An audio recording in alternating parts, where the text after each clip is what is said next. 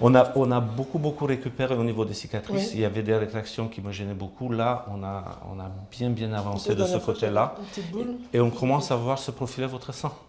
Oui. Bientôt, Sophie ne sera plus en déséquilibre, comme elle dit, et retrouvera un corps symétrique, avec 2 seins. La 3e intervention semble avoir été efficace. Il y a presque 1 an, elle a entamé un processus de reconstruction mammaire. Tous les 3 mois, alors qu'elle est endormie sous anesthésie générale, le docteur Georgescu lui prélève des cellules graisseuses de l'abdomen et les lui réinjecte dans le sein gauche. Un sein malade du cancer dont elle a dû faire le deuil en juillet 2013. C'était une mauvaise histoire qui est maintenant derrière moi, que j'essaye d'oublier, qui m'a laissé forcément quelques traces. Ça reste une expérience, ça reste pas... Et au jour d'aujourd'hui, je me sens guérie et donc c'est pour ça que je me lance dans la reconstruction aussi parce que pour moi je suis guérie. Sophie a pris le temps avant de se décider. Pour elle, l'implant d'une prothèse, un corps étranger, était inenvisageable. Le lipofilling mammaire s'est avéré être la technique la plus appropriée. On est dans la reconstruction de sang. C'est clair que je ne pourrais pas faire un sang plus joli que ce que vous avez eu. Et ça vivra avec vous. Ça veut dire que si vous avez de variations de poids, votre sang gauche va réagir à peu près de façon identique à votre sang droit. C'est quelque chose que vous allez sentir à la palpation plus naturelle. D'accord. Et c'est un sang chaud. On se revoit en consultation en novembre pour...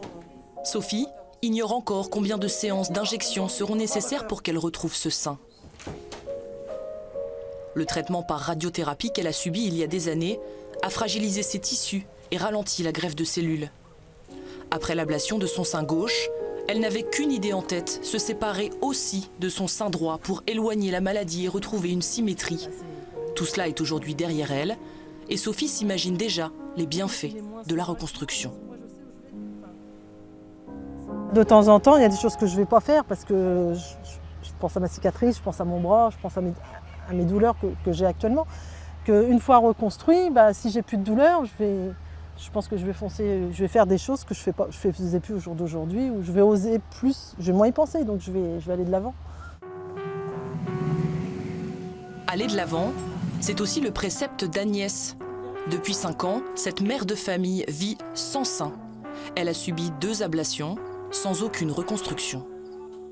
De ce côté-là, il y a eu juste une mastectomie avec une très grosse tumeur de 7 cm. Et après, ils m'ont dit bye bye, et c'était le premier cancer. D'accord. Donc de ce côté-là, j'ai la sensibilité absolue, totale de partout. D'accord. Et de ce côté-là, non. Un corps mutilé, mais surtout assumé, au point qu'Agnès souhaite désormais en faire une œuvre d'art réparatrice. Ce sera un tatouage, et c'est avec l'aide de Joël qu'elle va le réaliser. C'est ce que j'allais dire parce que y en a... Dans ma tête, l'idée, c'est pas de cacher, de toute façon. Tu vois, et je suis pas dans l'idée de camoufler ou de cacher, ça m'est un peu égal. Par contre, c'est l'idée que ça devienne quelque chose. Des couleurs féminines pour dessiner des branches de cerisier en référence aux origines asiatiques d'Agnès, symbole de renouveau. Car la double épreuve qu'elle a traversée lui fait vivre aujourd'hui des émotions positives qu'elle n'aurait peut-être jamais connues. Moi, ce torse, je le vivais en effet comme une marque de quelque chose de douloureux et de difficile, que j'assumais comme douloureux et difficile. Et là, ce que Joël m'apporte, c'est que ça peut être aussi quelque chose de totalement doux, esthétique, très beau. Agnès a toujours été convaincue que la réappropriation de son corps ne passait pas nécessairement par la reconstruction mammaire. Maintenant, c'est ton nouveau corps, il t'est arrivé un truc. Est-ce que c'est honteux? Non. Est-ce que tu ressens de la culpabilité par rapport à ça? Non. Une femme ne peut pas se réduire qu'à ses seins. Et je trouve que dans les discours qu'on a autour de la reconstruction et de tout ça, on donne un peu cette impression-là, où on dit remaquillez-vous, enfin il y a plein de petits ateliers comme ça, et je pense que c'est bien, mais je pense que ça écarte aussi beaucoup d'autres femmes d'une réappropriation de ce qu'elles sont.